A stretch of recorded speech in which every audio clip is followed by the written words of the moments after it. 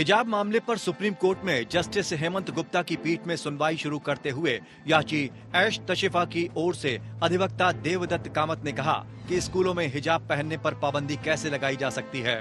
वकील देवदत्त कामत ने कहा, राज्य ने हिजाब पर रोक लगाते हुए इसे ना तो पब्लिक ऑर्डर पर, न ही नैतिकता या स्वास्थ्य के आधार पर जायज ठहराया है, तो ये एक वैध प्रतिबंध नहीं हो सकता। जस्टिस धुलिया ने कहा कि हिजाब पर तर्क आपके लिए हो सकता है अगर आप इसे एक धार्मिक प्रथा के रूप में लेते हैं। कामत ने कहा कि नहीं, हम इसे धार्मिक प्रथा के रूप में नहीं ले रहे हैं। हर धार्मिक प्रथा जरूरी नहीं हो सकती है, लेकिन इसका मतलब ये नहीं है कि राज्य इसे प्रतिबंधित कर दे, वो भी तब जब वो सार्वजनिक व्यवस्था, नैतिकता या स्वास्थ्य के लिए खराब ना हो। हिजाब को लेकर सरकारी आदेश ने तो सार्वजनिक व्यवस्था का ही हवाला दिया है। कामत ने कहा कि शासनादेश के तहत हिजाब पहनने वाली लड़कियों को स्कूलों में प्रवेश नहीं दिया गया है। जस्टिस गुप्ता, ये मौलिक अधिकार का उल्लंघन नहीं है। ये सकारात्मक अधिकार नहीं बल्कि नकारात्मक अधिकार है जिसका आप दावा करना चाहते हैं। कामत ने कहा, अनुच्छेद 25 के अधिकारों को नकारात्मक अधिकारों के दायरे में नहीं किया जा सकता। ये अधिकारों को सार्थक बनाती है। उन्होंने कहा कि धर्मनिरपेक्ष गतिविधियों को नियंत्रित करने के लिए राज्य कानून बना सकता है। शिक्षा का अधिकार अधिनियम एक सामाजिक कल्याण का कानून है, फिर भी हिजाब को प्रतिबंधित किया गया है। उन्होंने कहा, कर्नाटक सरकार का आदेश अनुच्छेद 25 की अवहेलना है।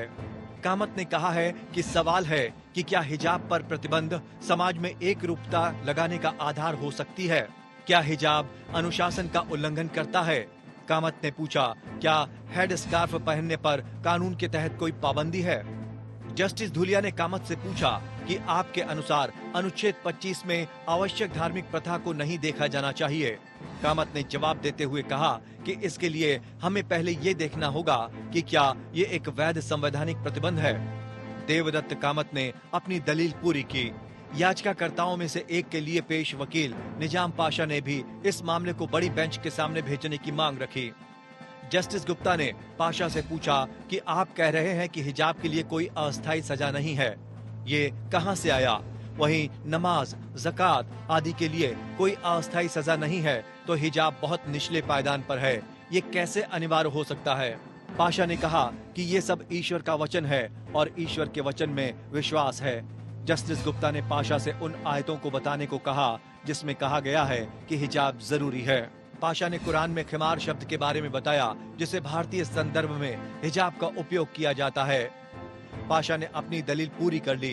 कोर्ट ने वकील सलमान खुर्शीद से पूछा कि आप अपनी दलील के लिए कितना समय लेंगे। खुर्शीद ने कहा कि सोमवार को आधे घंटे में अपनी दलील पूरी कर लेंगे। सुप्रीम कोर्ट अब 12 सितंबर को मामले की सुनवाई करेगा। Bureau report.